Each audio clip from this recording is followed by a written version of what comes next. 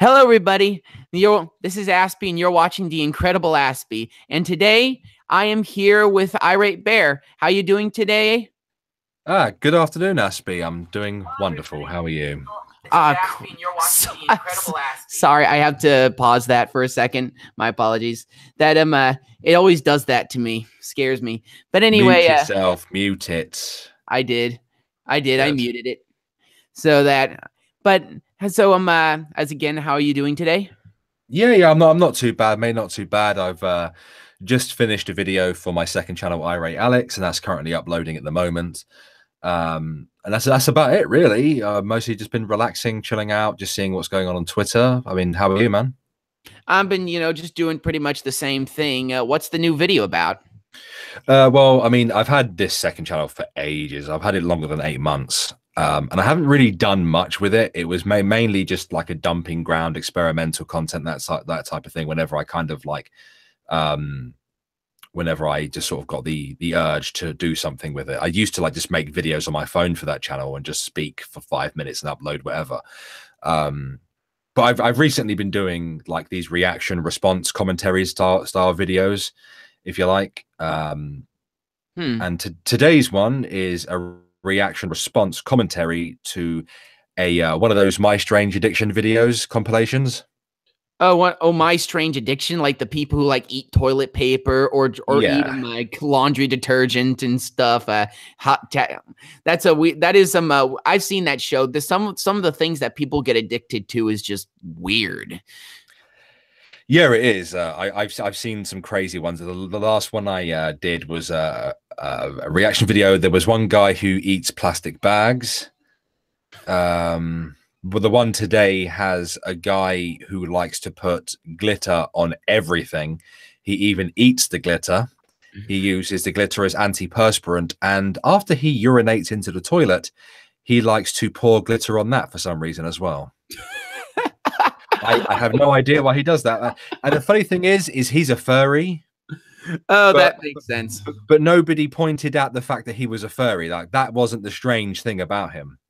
Like all the things like, oh, he likes glitter, but he's also a furry. It's like, okay, which one is weirder, the glitter or the furry part? It's like you know, but the glitter, I for some reason I just had in my in my head, oh, he probably puts glitter on his penis too, just as a joke. But yeah, anyway. it wouldn't surprise me. He puts it everywhere and he eats it as well. It's very, very strange. But that's not the worst out of the three people on that video, which I won't spoil it.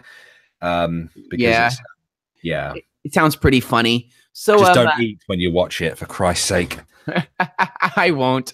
By the way, how did you get started on YouTube, Irate? This was way back April 2016 I started. I was inspired by Grade A Under A to start making content, and like I didn't start off being Irate Bear. I wanted to make comedy videos, and I wanted to tell stories from my life. And I would even like use paint to like draw pictures and stuff, and like I draw different scenes and stuff like that. It used to take me like 7 to 8 hours a day to make those kind of videos. I can't remember what the channel was called. But anyway, I ended up going through a couple different ideas and channel names and stuff like that. And in late August, my channel was called Brown Bear Entertainment. And I was just telling life stories to like a gaming backdrop around that time. And I uploaded a video asking what people want to see from me. And lo and behold, Bearing shows up in the comment section offering to speak to me on Skype to offer me advice. And I knew who Bearing was. I was a massive, massive fan of his at the time. Me too. And still a massive fan. And I spoke to him a few days later on Skype. I was very, very, very fucking starstruck by it. But we ended up speaking for about half an hour, and he convinced me to start making social political content. And then I just started doing that, never looked back. One of the main reasons why I started YouTube in the first place was to help with my mental health. I was suicidal at the time. And having something to focus on helped. Yeah. Wait, do you have, didn't you say you had like bipolar disorder or something along those No, lines? I don't have bipolar disorder. What I know I have is dyspraxia. Everything else is undiagnosed. Yeah, what is dyspraxia? Dyspraxia is one of the SPLDs. There's special learning difficulties. So dyslexia, dyspraxia, dyscalculia, and dysgraphia. They all come with what wonderful, wonderful side effects. My one is primarily a coordination disorder. So I will fall over thin air. I will fall down the stairs. I'll bump into things. I'll bang my head off everything. I'll trip over, and I'll just. And it also has a bad habit of messing with my strength as well. I see. Mm. I bet that I am probably I don't have that. I'm just mildly autistic, which I have which I it's a behavioral disorder, meaning that I just am very what you would call socially awkward is how I would put it. I just I have a I've always had a lot of difficulty with talking with people, mostly because I can't keep a straight sentence without going and and I'm also I'm very smart, but I'm also very slow in school, so it would take me hours to get my homework done and whatnot. But I always got through it. I started my channel because I wanted to I actually had a channel before this called like guitar favorite instrument, but I didn't never really did much on it. I just put like I started it while I had I was a few years ago in 2014. I remember I was in a horrible dirt bike accident and I broke the second to last vertebrae on my neck, and I also broke my I absolutely destroyed my right arm. There's actually a metal plate in it right now. Oh, So really? yeah, it was pretty nasty. I don't remember the actual accident because I hit my head so hard that that everything that week was just a blur. To be honest with you, I don't really remember anything from that week. I was in the hospital because I was out most of the time. I was, just but after that, I was in a neck halo for like 3.5 months. While I was in that neck halo, I started a YouTube channel. And there's only like 3 videos of me. One video is of me singing that song "Titanium" by Sia.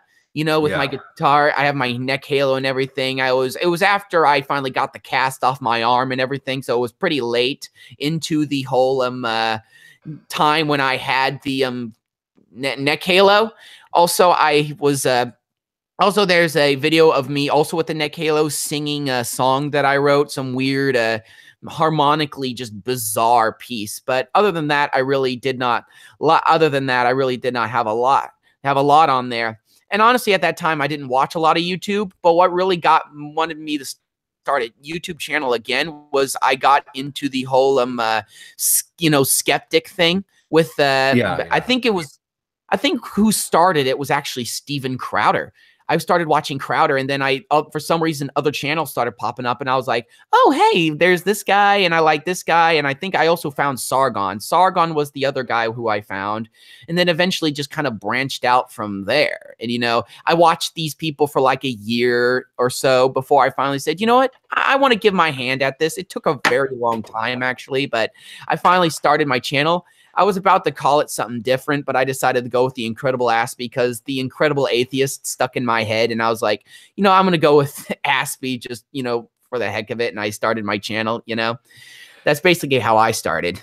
Yeah, it's kind of funny that you say that because the first ever skeptic that I think this is when the skeptic community was still the skeptic community, when it was the anti-theist skeptic community. Yeah. And when I first started watching YouTube and stuff, all the videos I would watch were primarily the commentary genre. So I'd watch Drama Alert, I'd watch Scarce, I'd watch Leafy, I'd watch Pyro, I'd watch all those type of creators. And one of them made a video ripping the piss out of The Amazing Atheist. And The Amazing Atheist, as you know, can be a bit odd from time to time. And the first time I ever saw into this genre was him trying to stick a banana up his ass and pour boiling hot wax or something on his nuts. But in actual, well, that technically speaking, that wasn't the first time that I saw this community. The first time was when I subscribed to what's his fucking name, skinny guy, Mr. Repsion. That's it, Mr. Repsion. Back in 2009, when he was still making like anti-Christian videos and stuff like that.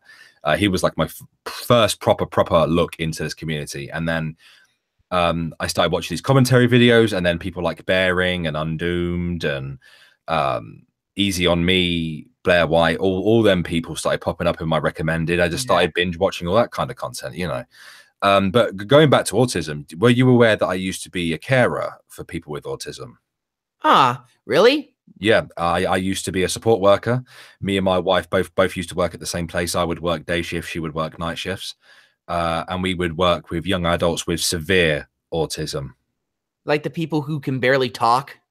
Yeah, the guys whose autism is like so severe that many of them don't talk.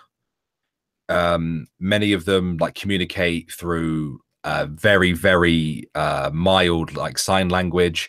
Like they tend to misbehave a lot as well, and when they go up and you have to kind of like run. Yeah, they have a lot of strange behaviors and stuff. I think I only worked with 2 that could actually talk. Yeah, the thing about with people who are mildly autistic, you know, but who are not as autistic, but are, I actually met a guy named, his name was Chris, his name was Chris, and he was like a piano player. He started playing piano when he was like 2 years old. He's basically a child prodigy, but he's but he has severe autism. He can talk, he can, you know, communicate with people, he can work with others, but he's just really, how I first met him was my teacher, my first vocal teacher was actually a kind of a blues singer, and she worked a lot with kids with disabilities. So a lot of her students are all, one's in a wheelchair, another one's severely autistic. You know, she works a lot with those kids too, and he was an absolute prodigy. And I think that's a lot of times people when you have like autistic kids, a lot of them tend to be like really good at like one thing, but all the rest of everything else, they're really bad. Yeah, absolutely. Could you just mind me just a second, please, Aspie? Hold on one moment. Fine, take your time. Just look at the chat for a second. How you guys doing? Also, Mr. Repsion has become insufferable now. Sorry about that. Just needed the missus is ordering food. I needed to clarify what I wanted. Yeah, the whole everything. It was actually not, though. You know, all the anti-religious stuff really did not, you know, because I'm a Christian. I was just like, you know, it's just I mean, I don't get, you know, ultra triggered by it. I just look at it and I just kind of roll my eyes. But also I am. But it's when they started, you know, speaking against the far left is when I really started to become interested in them. You know. This is a conversation I've had with a few people myself. Why can I hear myself? Oh, did you unmute the stream? Mute the stream? What do you mean? No, did you unmute the stream? Oh, it's gone now. That's good. That's good. Yeah, I've had conversations with people about like anti-theism and stuff like that. I'm not particularly bothered by religion as such. I think that anti-theism was at its height when the religious right were the ones who were dictating a lot of policy, and they're not really anymore. I think anti-theists push for a secular society, which I personally agree with, but I've never described myself as an anti-theist. Mr. Repsion had a lot of personal stuff on his channel as well, because he was abused as a kid, and I always found that kind of stuff interesting. Yeah, I mean, Mr. Repsion did what? He grew up in a religiously abusive household. Yeah, I believe he grew up in an abusive religious household. Yeah. Yeah, that's kind of similar with Christopher Hitchens. A lot of these really atheists, you know, these really, you know, strong militant atheists all came from like really abusively religious households, you know, where their families would basically, you know, smack them on the back of the heads or physically punish them if they didn't, you know, get on their knees and start praying. And that's obviously a very abusive way to go about it. I mean, I find that very interesting, because when you look at Peter, not Peter, what was his name again? Christopher Hitchens. His brother Peter right, just hold on a second. Right, out now. Your kids. Yeah, go to your mother now. Yeah, Christopher Hitchens, being like one of the four horsemen, big anti-theist. His brother Peter Hitchens is a big conservative Christian type, who you know would always end up debating with them and stuff like that. And even now, he's a Christian, which I always found kind of interesting because his brother was one of the four horsemen. That is kind of interesting. It's weird how how they just went on completely separate paths in their lives. I mean, Christopher Hitchens, I mean, I don't agree with everything that he said, but he did have a few what I would call him. He was a logical person to a degree. I think I remember like one article that he wrote. It was like probably one of the most, one of those thug life moment articles. It was called "Why Women Aren't Funny." It was hilarious, and it was actually rather interesting how he talked about how men and women process humor differently, and how the reason why men are funny is because it's kind of a it's an involvement, it's an adaptation to the fact because that men on average are not really the prettiest creatures on the planet. Women are naturally pretty. Women don't need to be funny. We already think you're attractive. Thank you very much, is what he said. But I think I remember him saying something very telling. He said the only 3 times that women tend to be extraordinarily funny is when they're either Jews, dykes, or butch, is what he said. That stuck out in my head. Bet he triggered a few people with that one. Yeah, I bet there was a lot of when he heard that, when some people read that. Actually, what's funny is back in the times when he wrote that, people didn't go off on him. People didn't, screech. They just went, all right, we'll read it. I disagree with you, but now look how far we've come as a society. Yeah. So, Aspie, didn't you want to talk about the experience of being a YouTuber? Yeah, sure. My experience has always been, how I kind of managed to get my foot in the door. I didn't have I had only like 3 subscribers until it was the white YouTuber who got me my foot in the door, because he put one of my earlier videos in his video. He asked me if he would let me do that. He would let me do that. And I said, no, wait, sorry, if I would let him do that. And I said, sure. And he put the video in there, and I gained like 70 something subscribers in like one day. It was wacky. Yeah. It was, which is why I always beg people for collaborations, because or shill a whole bunch, is because that's like the only way which I've managed to get people, on my channel. And also, I've managed to get a few, I had a really big collaboration with, Free Kekistan Press, where I did that song "Our Free Traps." Press Kekistan, yeah. I did that song "Our Traps Gay," and that was I was actually in the airport when he asked me, and I was like, "Oh, really? Cool." I was like, "All right."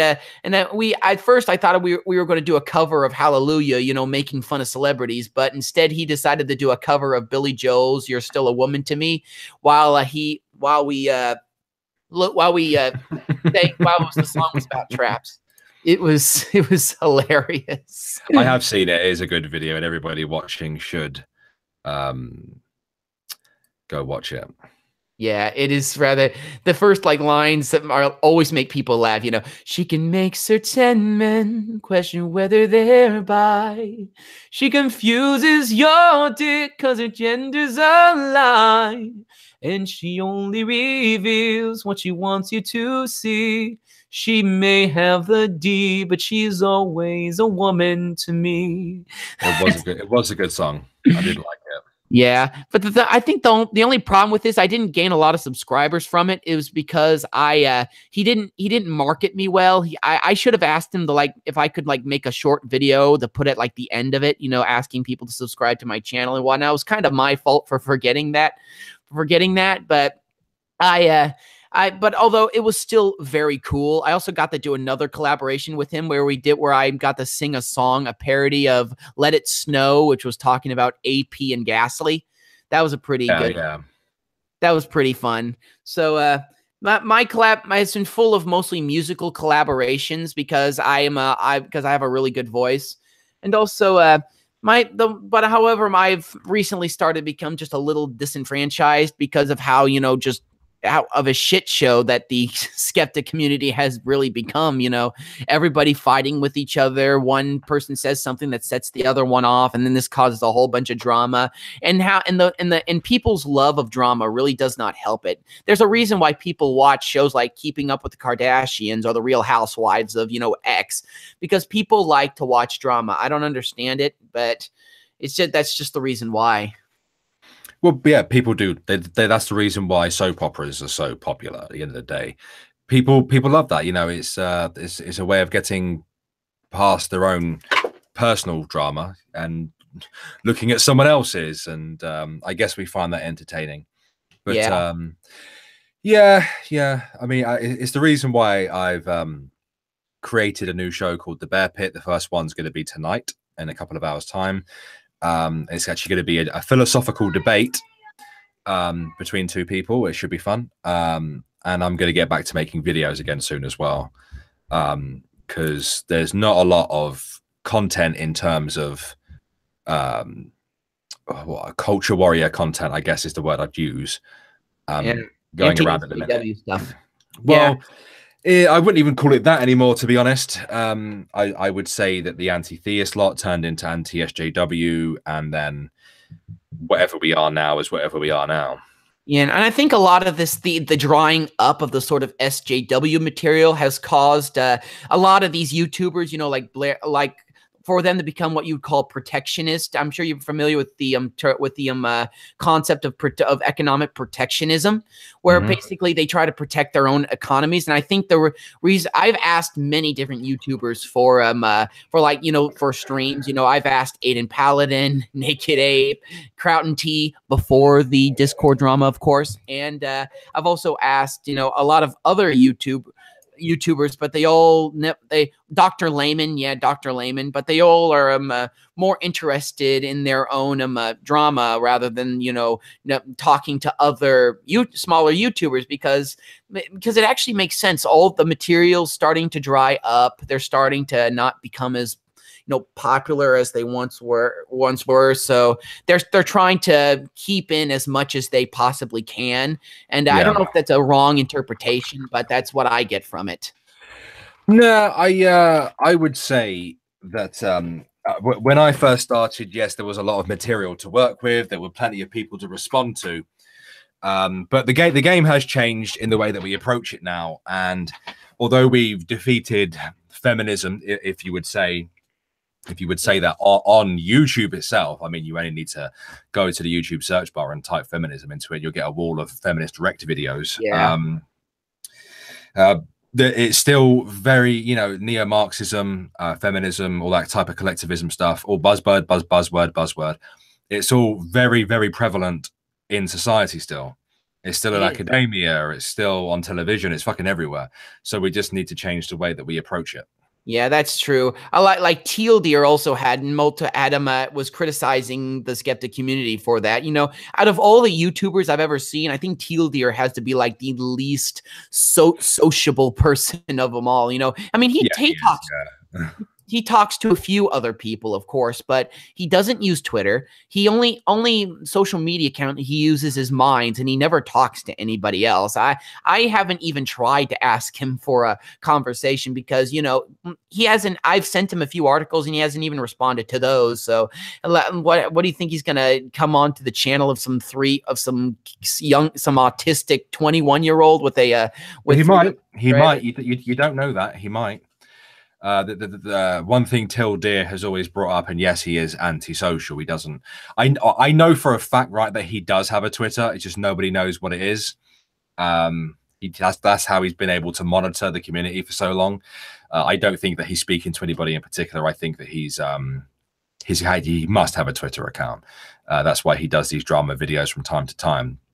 But if you reached out to him and asked him on Minds, he might come on. At the end of the day, he goes on the Honey Badgers a lot, and has conversations on there. You should try him. Yeah, I would try him. It's just he probably wouldn't respond. I would try, but I just seem very I seem very obnoxious and very not very, very dumb, you could say, to an extent, because of my inability to speak properly. But that doesn't make you stupid. So don't self-deprecate just because you have autism. I know. I know. I try not to. I just know that I'm like Whitey always tries to make me, when I go on Discord to talk to him, he always makes me quiet. He always tells me to shut up because of my voice. He does not like my voice at all. But Nah, I think he's just trolling you, dude. He's just giving you a bit of shit. I know he's a troll, but what's ironic is I think he does not. I mean, he seems like he doesn't like me, but at the same time, he always comes onto my streams when I invite him. I think he actually does like me. Really? Yep, he does. He does. He does, and He's just trying to wind you up, mate. I know he's that type of person. He really likes to screw around with people's heads. He's a troll. He's a troll, and I respect that. I mean, I kind of like trolls. That's kind of why I got onto YouTube. I kind of like that kind of just that ability, just to be as blunt as possible and just tick people off, which is also another experience I had on YouTube. I got into a really bad debate with this guy called Owen MacDonald. He's like this ultra. If you go to his Twitter, it says he's a feminist, a Marxist, and a socialist. Oh, so he's a rapist then, right? Yeah, he's so bad. Anyway, we had a debate on transgenderism, and I said, when we started it, I went onto his channel, and when we were starting, he said it was very early in that he lives in England, but he at the beginning he was very polite to me. He was like, then I did my opening statement, and it changed just right after that, because I said here's was the crux of my opening statement. I believe that transgenderism is a mental illness, and I believe society's way of handling it has been very abhorrent. And then he just said, "Oh, so you're saying that trans people are abhorrent?" And it went on from there. And there were some gems in that debate, some gems in there. Like I remember one gem was he said, and I quote, he said, "Nobody is born inherently ill." And I was just like, oh my gosh, dude. I was like, I was born with autism. You think my parents just convinced me that I was autistic? No, they did not. And he said, and it was somebody made a Thug Life video of that. Also, I remember another one. This was even funnier. He said, he laughed. He mentioned we were talking about jokes, and he mentioned Bearing's video about Steve Shives, where he got Steve Shives to say chicks with dicks. when he said chicks with dicks, I just started laughing, and he's all like, "Why is that so funny? What is so funny about that?" And I still laughing. He goes, "It's such a virtue signaling little shit. Of course he finds it funny." Yeah, and then here's the funniest part. He asked me, "What's so funny about a woman with a penis?" Did you not remind him that gender dysphoria is a clinically recognized mental illness, that it is only curable by transitioning, and even then it might not work? Yeah, it doesn't work. I mean, there was a study from Sweden which showed that after transition, the suicide rates do not get much better for transgender people. I believe it's 40%, isn't it? It was like 4. I think it was like 40. It was like I forget the exact numbers. All I remember is that the conclusion said that it doesn't really get much better for transgender people when after they get the surgery and whatnot, because as Steven Crowder says, when you get that surgery, you're probably never going to orgasm again. So yeah. I would imagine so. I think that's why a lot of I remember watching a documentary about people who were in the process or about to begin transitioning, and a lot of them by the end of it, because they got to meet people who had fully transitioned, and they'd got to see the ins and outs of what happens and stuff like that. A lot of them were like, "Well, I'm probably not going to fully transition."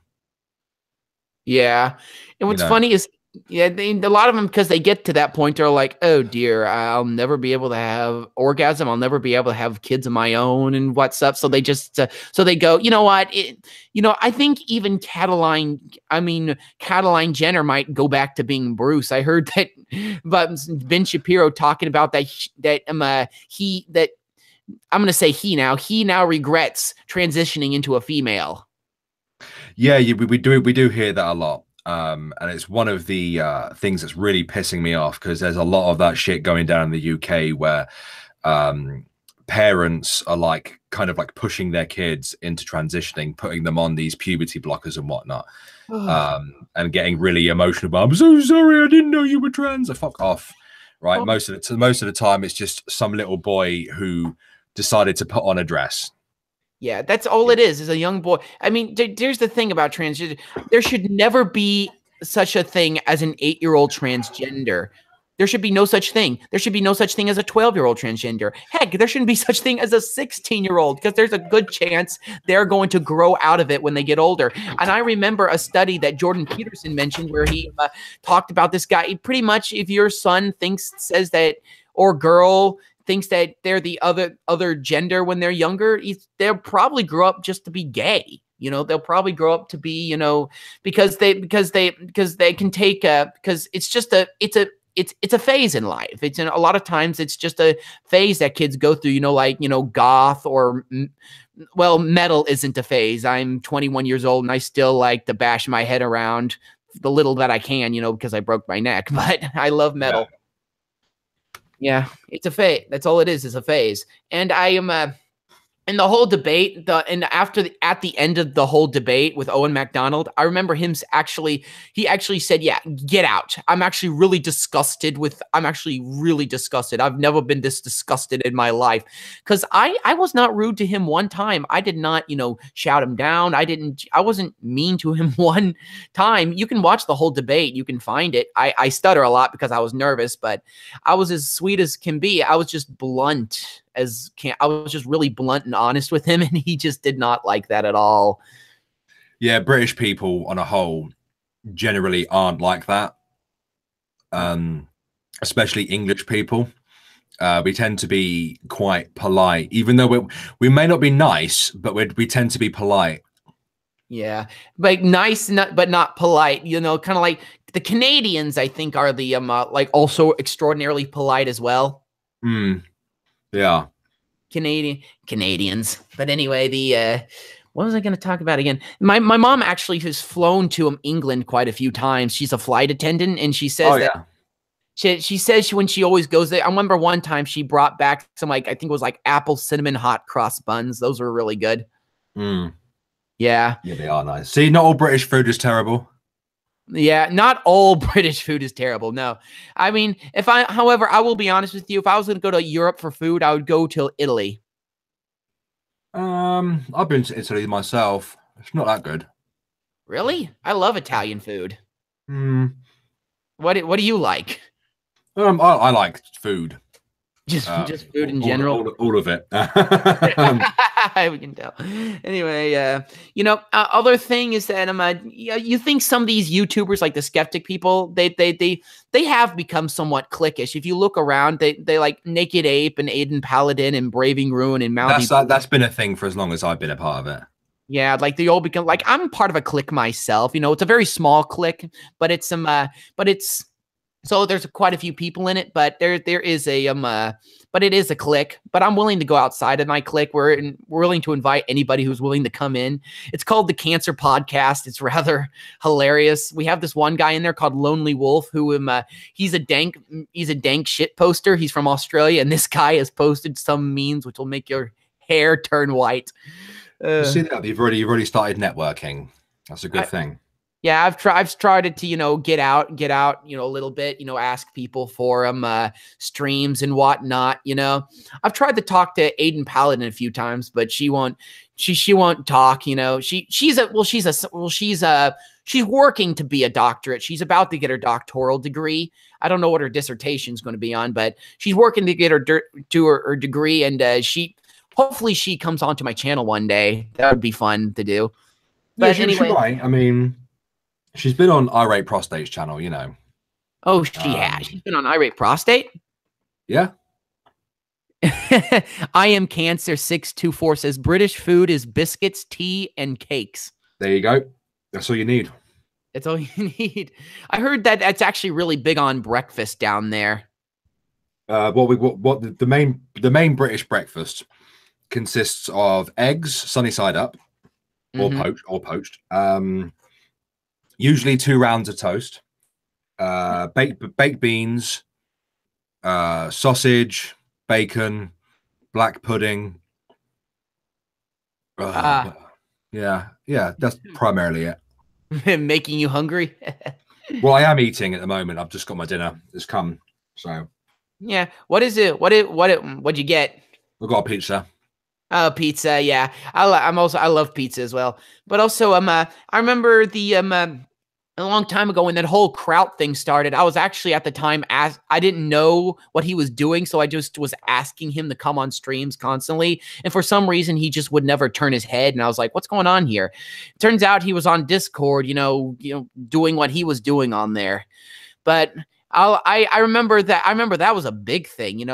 It was like he was going on. Frankly, the controversy was he was doxing alt-right YouTubers, trying to like Black Pigeon Speaks. And I like Black Pigeon Speaks. I mean, I don't agree with everything he says, but he has a good YouTube channel. Yeah, he does. Yeah, I agree. Yeah. What's funny is that he's from Japan. I think I like the last video he did. He was talking about there's no play. I think it was like about he was talking about Japan's attitude towards obesity. Frankly, you think that fat shaming's bad in the Western world. You go to Japan, it's like times 1,000 over there. Oh yeah. I would imagine like the fat. Yeah. Keep going. No. I was just saying. I imagine it is. Yeah, I remember that they even fat shamed they had a new Godzilla that came out this year, and they were fat shaming the Godzilla that was made in America because it was too fat. Well, that's funny because so I'm trying to stuff my face here. The actual Japanese design is fat. Frankly, the Americans was fatter. I remember like he said that one commenter said that it was a calorie monster, and like you had couch potato Godzilla, marshmallow Godzilla. And I remember one person even said that he was so fat, I laughed. That's how bad it got. But the Japanese, everybody's over there. Also, the reason why everybody over there is so skinny is because of their food culture. I mean, the Western world, the vegans have a point about that. Westerners have a horrible food culture. I mean, everything we eat is just terrible, full of fat and processed carbs and processed sugar. It's not a healthy diet to be consuming. But over there in Japan, if you go to like a fast food restaurant, what you get is rice. White rice, vegetables, and pork. That's what you usually get. Yeah. It's much healthier than over here in America. I mean, they do have McDonald's over there, but people don't go there constantly. There's a lot more choices. But anyway, also, I think I remember the controversy. Like, do you remember the whole? I'm sure you all remember the Logan Paul thing. Yeah. Yeah, the Logan, when I saw that, most people were like Cave-Offs. I remember a YouTuber called Cave-Offs was like really like, you're a terrible person, Logan Paul. You should. Cavos. Yeah, Cavos was just I collaborated with him when I was still bigger than him. Oh, really? Yeah. Yeah. Man, he got big, didn't he? Yeah, he did. How'd he get so big? He was shielded by Keemstar constantly. Keemstar. Have you ever met Keemstar, or is he like? Yeah, I had the pleasure of speaking to him on a live stream once. Yeah, nice guy. He was nice to me. Nice. He was nice to me. Yeah. The Keemstar also. I remember those big YouTubers that when Logan Paul thing started, I honestly at first I was all like, what at first I was a little sympathetic because I was like, well, what did he do that was so terrible? Like, I mean, I would have probably reacted the same way if I saw a dead person in the forest, you know, because everybody was saying, oh, he made fun of the dead body. You know, gallows humor is a common thing when you come into contact with like a really tragic, you know, scene. You know, people try to lighten up the moment. I probably would have done the same thing. I probably would not have showed as much. That's where I think he went wrong, was where he he put the dead body in the thumbnail. To give him credit, he did blur it out, but he still put the body in the thumbnail. He even showed the purple. He showed his hands being purple, you know. And the thing is that his demographic is 12-year-old. You know, I don't know if I would be, although at the same time, a lot of these 12-year-olds are probably good. They probably go on 4chan, the B section on 4chan a lot, so it's probably nothing to them. But at the same time, you got to be careful. You got to be careful. It, you know, it just was kind of dirty for him to put, you know, show the dead body as much as he did. Yeah, I think he was disingenuous, to be honest, with his message. Yeah, and I had no idea why people were making fun of his brother Jake Paul before him. I was like, why is everybody making fun of this guy? I can't figure it out. And then I went and found the music video, and I was like, there's why. It's it's because he's just as cringy, you know. It was so cringy. I think the worst was that girl at the very end, like the second to last one rapping. She was the worst. I was just like, is that your boy's cologne? I'm just like, I'm cringing so hard. It was so bad. But I suppose that's what he likes. Oh, Sydney Snot says a full English breakfast includes sausage, egg, fried tomatoes, beans, fried bread, bacon, blood pudding, mushrooms, and bubble and squeak. No, but bubble and squeak can be served on its own. That's a different meal altogether. You don't put it into a full English. Yeah. When he says fried bread, what he means is French bread. I'm aware that Americans, we call it French toast. Americans call French toast eggy. That's what you call eggy. What we would call eggy bread. Yeah, that is true. That does sound tasty. Yeah, bubble and squeak is it's a different meal altogether. It's like I think he said up there was like leftover spuds and cabbage. Yeah, patty fried, kind of like a hash brown in a way. Oh, you can have hash browns with your full English as well. Yeah. Bubble and squeak is best ate on Boxing Day after Christmas Day because you could put all the leftovers in it. Yeah.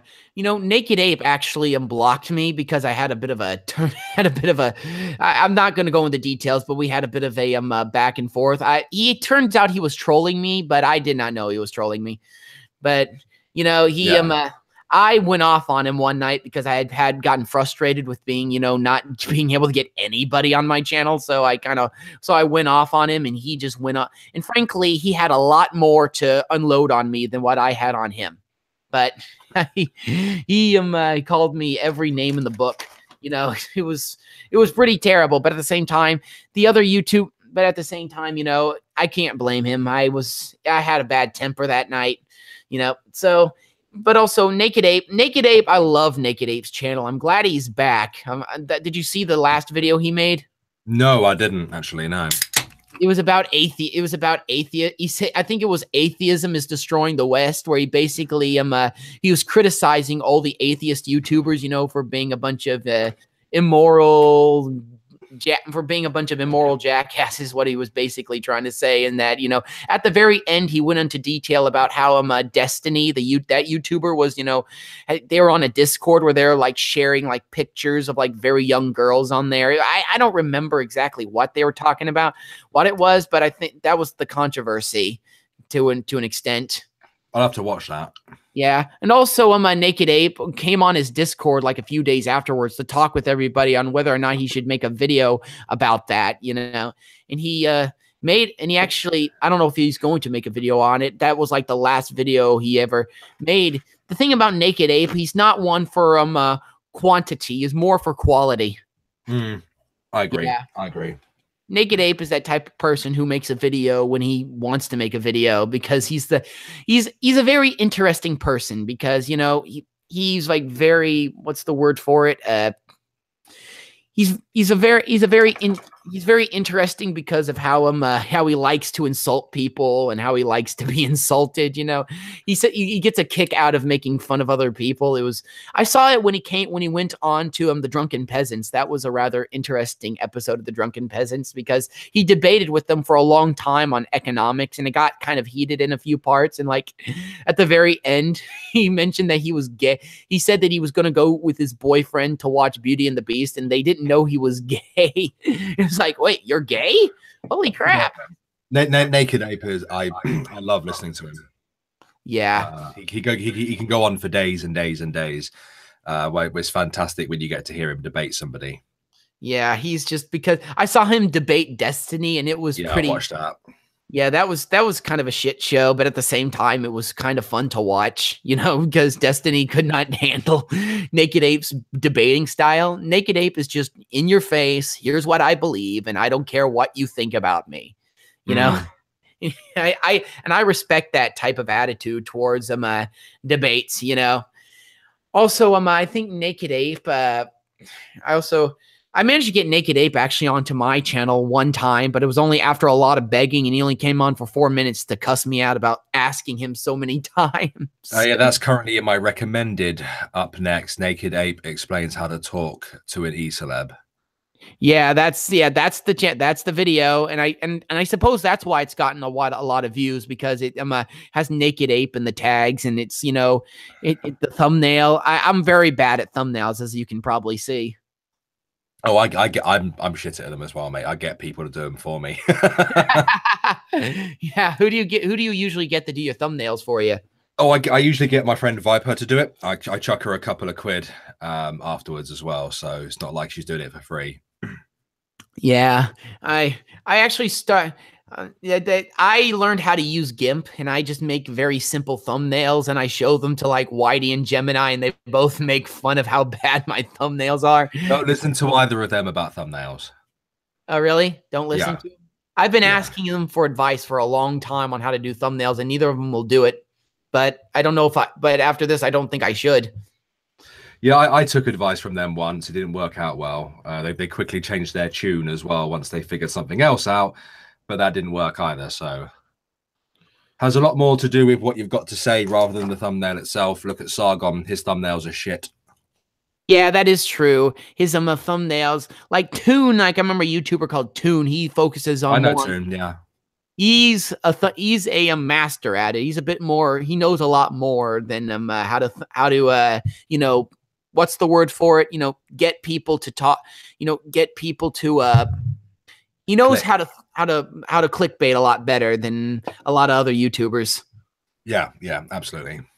He's really good at it. And his videos I like giving him shit on Twitter every day. So, have you given him shit today too? No, not yet. I'm waiting to see one of his tweets, and then I'll give him some abuse. Yeah, last night, Drunken Uncle, that guy you do the Ghost Poo podcast with, that now that's one funny guy. Where'd you meet him? Oh, how did I end up talking to him? I can't remember how I met Drunkle. Yeah. Yeah, he's funny as fuck. We've become quite close friends as well. Like I've got his phone number. I'll call him up or I'll text him or whatever. I even though he doesn't live near me. He lives probably about 2 hours away on a train. I sent him a big packet of soundproofing panels as well, and he should have better audio quality soon. Yeah, because Drunkle's really hilarious. I saw the video him and Whitey did together responding to that porn star. That was pretty funny. Yeah. Yeah, I'd like it how at the beginning they were both like, oh, what? Because she's got really big breasts, and they're like, anyway. The name over Drunkle, I remember last night Battening actually posted a picture of his wife or girlfriend or something is pregnant, and they're like a few months away from her being born. And I actually asked Battening, hey, Battening, by the way, why are you, what gender is the baby, or are you going to let it decide for itself? And And he's did he respond, did he? He responded. It was pretty funny. He said, "Right now we've decided that she's a girl, but we're gonna wait until she's comfortable enough to transition into a pineapple, like drunken." And then Yeah, he DMs me quite a lot, so he told me about the pregnancy and that. It's a big year for him, very, very big year. yeah, for Battening. Yeah. Also, I said that I also wrote something about him. I wrote back at him and I said, yeah, drunken uncle may look like a pineapple, but he sure isn't sweet. And he liked that one. And and drunken uncle just morning responded with, bitch, I'm sweeter than a diabetic's blood.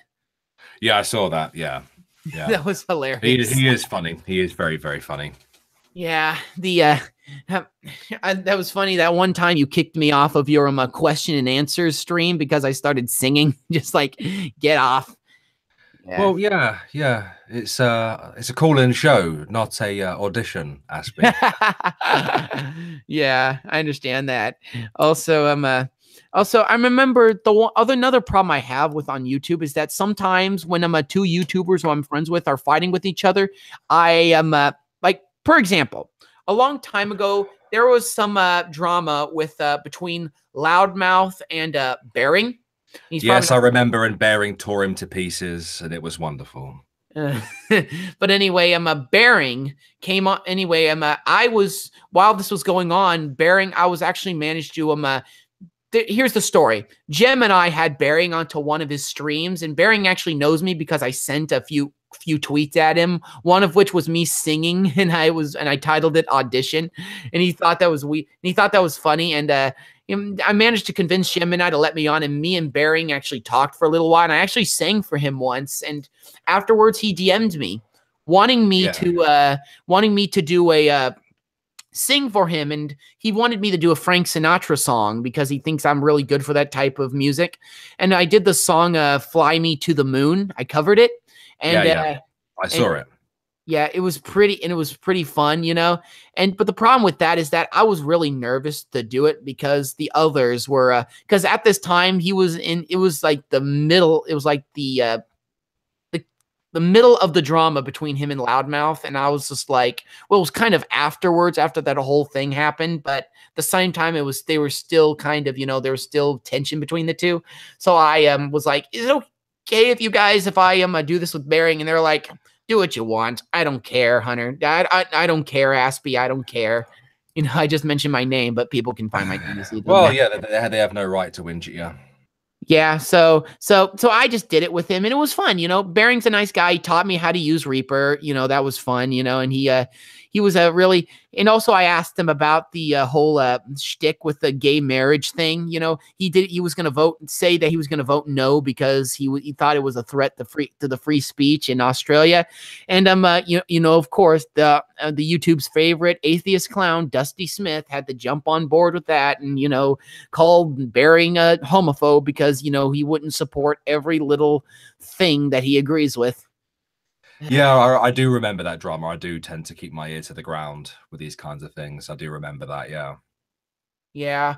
The thing about that was I know it's old drama, but I essentially just said, thing with me and gay marriage is I'm libertarian. You can do what you want. I don't really care. I mean, I do have some qualms, but other than that, I really don't care. It's just I just don't see it as a big issue.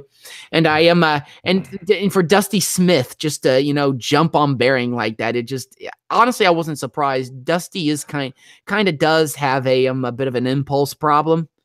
Yeah, he does that with pretty much everybody anyway that he doesn't like. So, anyone who the size of Bearing, or anyone 50,000 plus subs, I'd say he probably has a problem with, mind you. Yeah, he's kind of like Vegan Gains in a way. He jumps on anybody who criticizes him, but Vegan Gains, now there's a character. Yeah, I got suspended off Twitter for 12 hours for calling him a cunt once. Well, he kind of is. Well, yeah, he is. He actually challenged me to a debate once, but I'd seen what he'd been doing with everybody that was going up against him. And it's not like I actually disagree with the idea of veganism itself. I just said to him, well, I don't really disagree with your vegan gains, so we won't be debating anything really. And he was like, okay. Yeah, he's like, I mean, veganism to an extent. I don't think I mean, I do not believe animals have the same rights as humans to an extent. I mean, I don't think it's okay to torture them and make them suffer needlessly. I don't think killing animals is wrong. I just don't think, I don't think, what the animal industry does to them, I think what the animal industry does to them, animals is wrong. I do think it's wrong, but we're going to get into a whole nother tangent, which is probably I'm probably not I probably don't have the credentials to talk about. So anyway, I don't want to get too bogged down in that because obviously I do want to get on because I talked to a vegan one time, and he he was nailing me to the wall, and he was being really nice too, and he was still nailing me to the wall. I was like, I'd rather not jump onto this. I still want to have Ask Yourself on my channel, to talk to him about why he's a vegan and why he won't come on your channel unless you have equal or more subs, unfortunately. Yeesh. What I actually accused him of that when I made a video kind of like response to all these debates that were going on. I called him on it, and his actions, even though he denied it in my comment section, his actions spoke louder than his comment. He won't go on unless it can benefit him in some way. So yeah, he's trying to spread his message as far as he possibly can. So yeah, he's going to go on places where he can get as far where he can, destroy people in debates, you could say. He is very good at debating. He's extremely good. I mean, I don't agree with him, but at the same time, I can acknowledge that he's an amazing debater. I mean, I remember I watched a little bit of the debate between him and Cognitive Thought, and Cognitive Thought was not having a good time with him. But I think Cog went up against him a few times, if I remember rightly. Then what Cog actually did was then when he left, he opened up the Hangout to anybody who wanted to come in. I thought Cog did very well every single time, actually. The problem with debating like Ask Yourself and Vegan Gains is it's mostly like philosophical arguments, and they come out with some of the most mental fucking shit ever. And no, I thought Cog smashed him every single time. Cog's also very good at debating.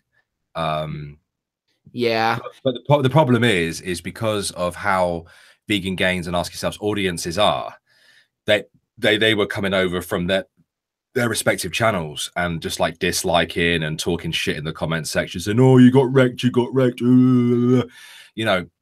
was a pain in the ass time, so honestly, there's no point getting into a debate with a militant vegan if you do disagree with them, really. Yeah, and I don't know if I would ever have Vegan Gains on my channel because the guy kind of terrifies me. He is horrifying. That guy, he will stand in the camera with a knife and say that he will cut your stomach open and let your intestines fall out because you like to eat meat. This guy is absolutely insane. He just does all that kind of stuff so that he gets like response videos made to him and stuff like that. That's his sense of I think that's just his sense of humor and his persona. I don't know if it's his persona or if he's really like that, but I've seen him, on his YouTube channel, confront people who are like wearing fur and whatnot, and that kind of makes me, my eye. Like there's this one time this woman was wearing, I think, coyote fur, and she went over and petted a dog, and that sent Vegan Gains over the edge, and he confronted her about it, and he's like, "Why are you petting a dog? You're wearing a dead dog on the back of your shoulder." And I'm just like, "Oh dear me." Ugh. And most people don't want to deal with that crap, so they just kind of walk off. Yeah, absolutely. Also, the thing about the vegans is that I do think they have as I said before, they have a point about the Western diet, but I don't think that it's exactly but I don't think it's necessary to tell people you either give people a moral ultimatum, you're eventually getting nowhere.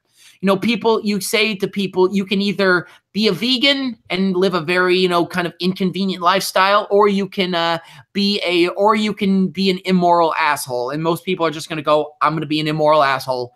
And because, however, if you were to become more moderate and say, listen, okay, I don't think it's okay to eat meat, but obviously you're not going to stop. So I would encourage you, for your health, to eat less meat and eat more plant foods, like nuts, vegetables, fruits, and whatnot, grains, rice. And so you're healthier, and you cause less. And also, if you're going to get your meat, get it from better sources like grass fed and, free range and whatnot. And don't, and try to not, be as, just don't eat, just eat less animal products is what I would probably say for them to do. But it was never really an issue anyway for me. I mean, I barely eat meat anyway. I could easily give up meat like that, it would be absolutely no issue for me. I barely eat meat. My problem has always been animal products. So milk, cheese. I friggin' love cheese so goddamn much. Me too. If it wasn't for cheese, I could give it all up, to be honest. I don't drink that much milk. I don't know about chocolate, though. I don't know if I could give up chocolate. You could probably be a vegetarian. Yeah, I could probably be a vegetarian very easily. Yeah. My biggest problem was I never liked beans. I hated beans my entire life. Yeah. Tress Silverwolf. Bear is a mouse confirmed. Oh, cheese. Oh, I love it. I love it. Bear is a mouse confirmed. Exactly. But anyway, the guy, I think his name was that vegan I was talking to. His name was Nick Camaras, and he's actually a good friend with Ask Yourself. And he said, and I actually asked him if he could. He said that he could actually get Ask Yourself on my channel. He could talk to him. He's actually good friends with him. He's a mod in his Discord and whatnot. Oh well, go for it then. If that's what you want to do. Yeah, and cause a shitstorm, because like the whole time I'll be eating stuff, while I'm doing the debate. I'll put the camera on and I'll just be eating like bananas, nuts, and everything in between, just because I eat when I get nervous. So I'll just be like, I just going to town on food while he's talking.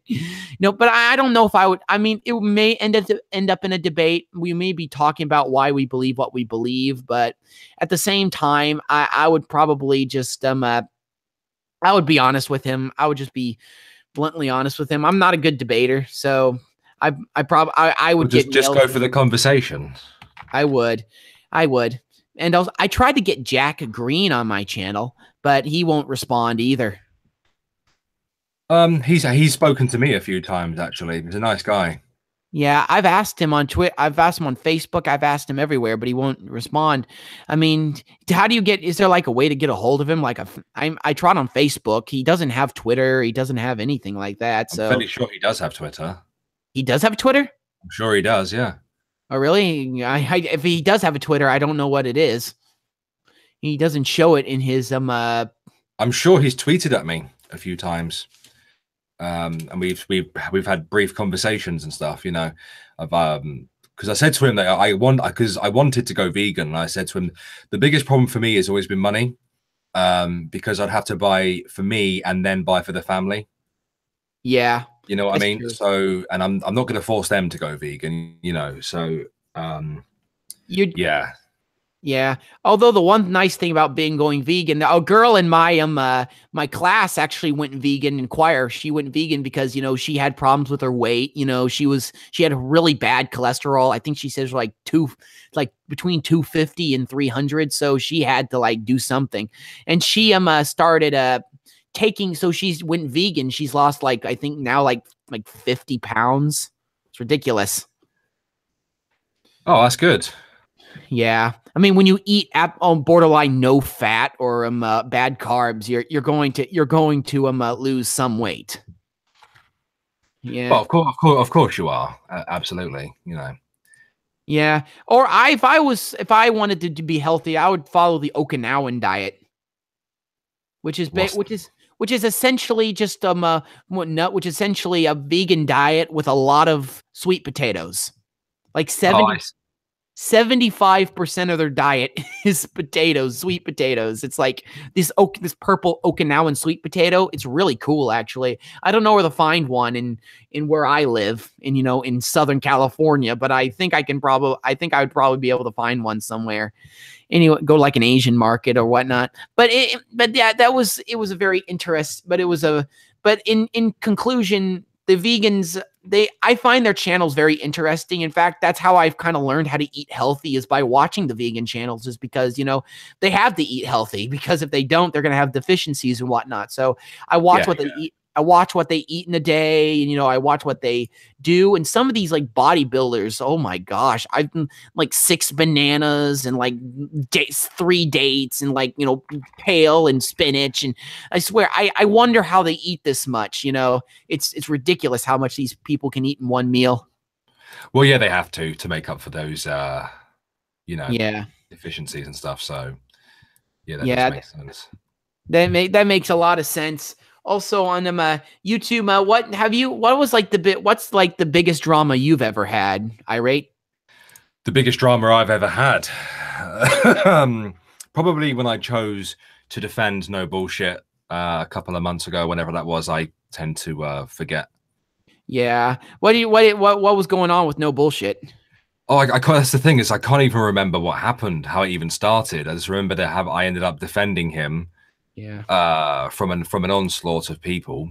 Yeah. Loudmouth actually made a video about No Bullshit. Frankly, yeah, I think everybody did. Yeah. It did end up with me and Battening having a bit of a fight.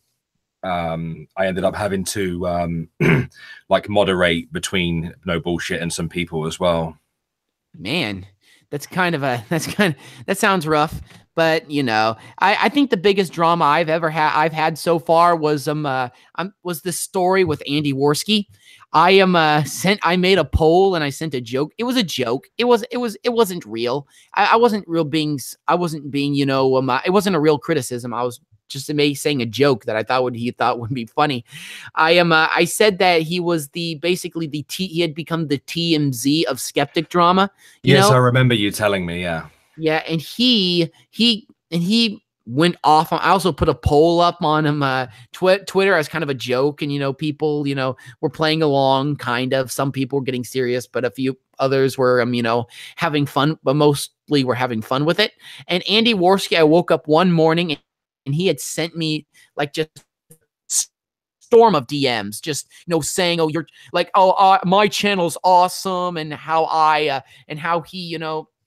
he exposing Kilroy, and in the Kraut Discord server, and how he's not TMZ because of that. How is that TMZ? And he also said that my channel is some horrible and he doesn't want to be associated with me. And obviously it was morning when this happened, so I was tired and I wasn't thinking straight, so I decided to get on OBS, show the DMs, and respond to them. I know I did watch your video and you did tell me about it. And yeah, I know that you made another video about it as well, didn't you? Yeah, I went on Irate that same day. Irate Prostate did a video. He had a stream where he invited me on, and I came on and we talked about it. And he, frankly, you may remember, Aspie, I was also there for that. You were there for that too? You were in the chat? I was either in the stream or in the chat. I can't remember, but I do remember it. Yeah, and Andy actually, right as soon as we were done with the first stream that night, Andy tweeted a DM'd at Sir Adamantine and said, "Oh yeah, I'd be willing to come on." And we started a new stream, and Andy actually came on to talk, and we talked about it, and we quickly got back, and we quickly we quickly reconciled. He says that it was morning and he was in a really bad mood, and he had been having a lot of criticisms lately, so yeah, I remember. You remember all of that? Yeah, but I don't. You probably think I mean, I understand him not showing DMs, but I did not know that at the time. I was like, I had seen people showing DMs all the time on Twitter, so I thought that it was okay. But then I realized, oh dang it! After a while, I probably shouldn't have done that. Never mind. I'm sure it's all water off a duck's back, mate. It's wore. It's wore off now. And I unlisted the video, which I personally didn't want to do because it was getting a lot of views. Yeah. It got like 300 views in like a few hours. So yeah. Okay. Okay. Fair Yeah. enough. Yeah, it was nice. Also, I think I should probably stick to music. Also, I was gonna make. I think I also kind of had a little bit of a tiff with cognitive thought on Discord because I mentioned a new video that I was about to make. I think I might finish it or I might not. I don't know if you'll like the video. I don't know if you'll like the sound of this, but I was gonna make a video about pit bulls. Right. Yeah, and he did not like that. He's like, "Oh, you're gonna say that they're demon dogs?" And I'm like, "No, no, no, no. I'm just gonna point out that they're just they are more dangerous than than other dog breeds, and you just got to know how to handle. You just got to know how to handle them." And he's like, "No, no, no, no. Pit bulls are just as safe as any other dog." And I'm just like, The reason Cog may have been defensive, obviously I can't speak for him, he's not here, but over here in the UK, pit bulls are illegal. You have to have a license to own one. "Yeah, I know." It's very, very difficult to own a pit bull, I would say. And just like Cog says, you know, it's about its upbringing. A lot of people tend to use them for fighting. That's like the big problem we've had over here in the UK. And I'm of the mind of Cog with this. It's how they're brought up. You know, people do exactly the same thing with staffies as well. But the pit bulls are fighting dogs. That's what people have bred them for in the past. Unfortunately, you just actually a Staffordshire Terrier. I think I remember is actually put under the category of pit bull. A Staffordshire Terrier. Staffordshire Bull Terrier. Yeah. God, you're such an American. Yeah. Gloucestershire, Staffy. Just call them a Staffy. Staffy.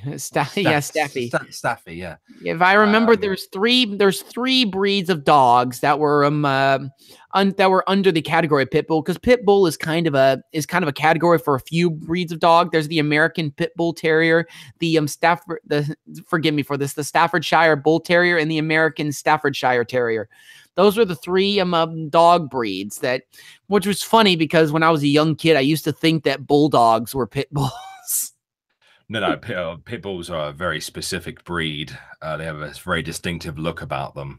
Yeah, and which is why I don't understand a lot of another argument people say is that they misidentify the breed, which is kind of hard to do because they've got a very distinctive look on them. You know, the wide jaws, the very muscular build, the kind of low to the ground, very short legs. You know, they're very distinctive look, and it's very hard to mistake a pit bull for another breed of dog. I mean, I looked at the difference between a pit bull and like a boxer or a pug or any other dog breed that may look a little bit like it.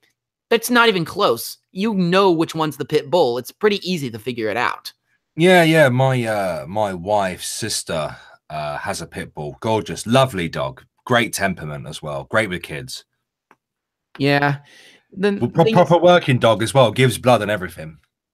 Yeah. The thing about the pit bulls is that you got to be careful with them because they're not like Labrador retrievers. You know, they're a bit more unpredictable, and if you don't even if they're raised right, there's still a little bit of a risk because there was a girl in America, a 22-year-old. Yes, the same risk with any dog, mate.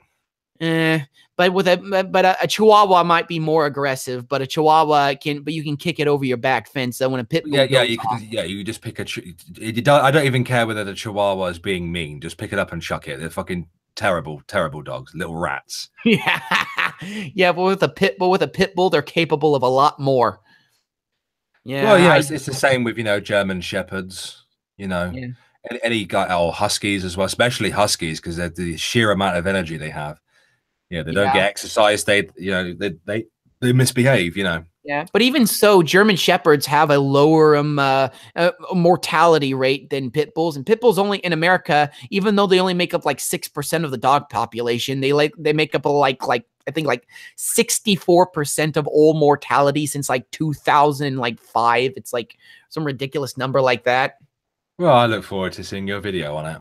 Yeah, I'm probably gonna get nailed to the cross by pit bull owners, but I'm not saying that these dogs are terrible. I mean, they can be good dogs. You just have to know how to raise them. But that's my thing is with Labrador Retriever, you don't have to know how to properly raise a Labrador Retriever. You can have it around your house. You can pet it and feed it, and love it. And there's no wrong way. I mean, they're almost universally loving. With a pit bull, there's a lot more that can go wrong. And a lot of people just left the stream, stopped watching it. Well, time is getting on a bit, Aspie, and I've got a stream myself to get to soon. All right. It was real. I really enjoyed having you on here. Oh, well, thank you very much for inviting me. All right. It was nice talking to you, Irate Bear. I hope you have a good day. Oh, likewise, mate. Likewise. All right. Okay, everybody. Thank you for watching. This is Aspie, and you're watching The Incredible Aspie. And good day.